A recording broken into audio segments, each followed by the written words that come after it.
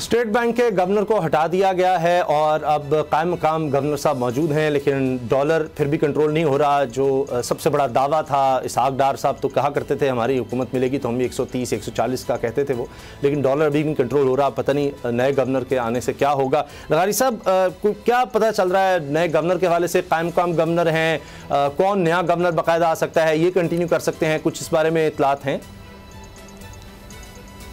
एक तो ये है कि हमें कोई भी जुमला, कोई भी लफ्ज़ इस्तेमाल करते हुए हमें बहुत एहतियात करनी पड़ती है। आपको भी एहतियात करनी होती है, हमें भी एहतियात करनी होती है। उनको हटाया नहीं गया है। 4 मई को उनकी मुद्दत मुलाजमत का अख्ताम हुआ है। उनका कंट्रैक्ट 4 साल का था, उसकी एक्सटेंशन नहीं हुई है। सही, आप ये कह सकते हैं कि रज़ा बाकर को एक्सटेंशन नहीं मिली सही, और ये उनका इस्तेहकाक था वज़ीर ख़जाना के, उनने उनको एक्सटेंशन नहीं दिया और उनकी जगह पर डॉक्टर मुर्तज़ा सैयद जो हैं वो बने हैं। इस वक्त कायम मकाम गवर्नर है। मे भी ज़्यादा इम्कान यही है कि रज़ा बाकर साहब के साथ उनकी जो कुर्बतें थीं और IMF के साथ उनकी जो कुर्बतें थीं, उनकी वजह से गवर्नर स्टेट बैंक वही मुस्तकिल भी डॉक्टर मुर्तज़ा सैयद ही होंगे।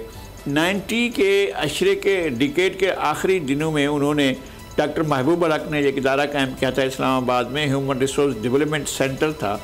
उस सेंटर में इन्होंने जो है business investment and employment behaviour के ऊपर रिसर्च के जो काम था, उसमें कई प्रोजेक्ट उन्होंने कराए थे।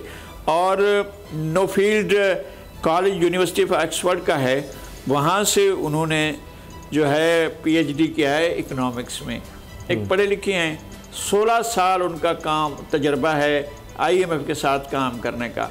तो आपको अता होते हैं गवर्नर, ऐसा नहीं है कि आप गवर्नर लेकर आते हैं। हमारे यहाँ रैंकर एक थे तहसीलदार गुलाम इसाक खां, वो जाकर गवर्नर स्टेट बैंक बने थे, वो इसी जगह पर थे। और SU दुरानी थे, तहमीन दुरानी के वालिद, वो गवर्नर बने थे स्टेट बैंक के।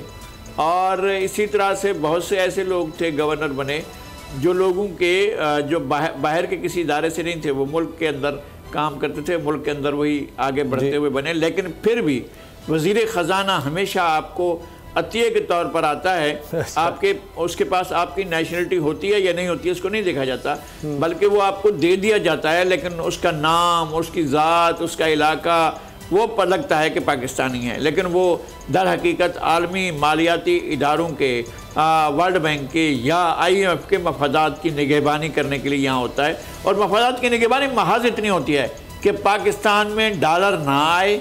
नंबर 1, ये बिल्कुल मैं इस पर डिबेट करने को तैयार हूँ कि उनका मकसद ये होता है कि पाकिस्तान में डॉलर ना आए, रिमिटेंसेस को महदूद किया जाए, एक्सपोर्ट्स जो हैं उनको महदूद किया जाए। यानी दोनों पॉलिसीज़ जो हैं, फिस्कल भी और मॉनेटरी पॉलिसी दोनों जो हैं, उनको इस तरह से बांध कर रखा जाए कि मुल्क खुद मुख्तारी की तरफ ना जाए।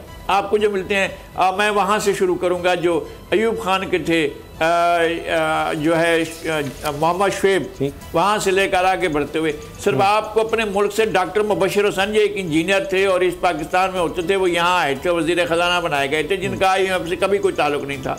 और उन्होंने भी बजट बनाए थे पाकिस्तान में और लगा था कि बजट बने हैं जिसमें पाकिस्तान के लोगों के इश्यूज़ को एड्रेस किया गया।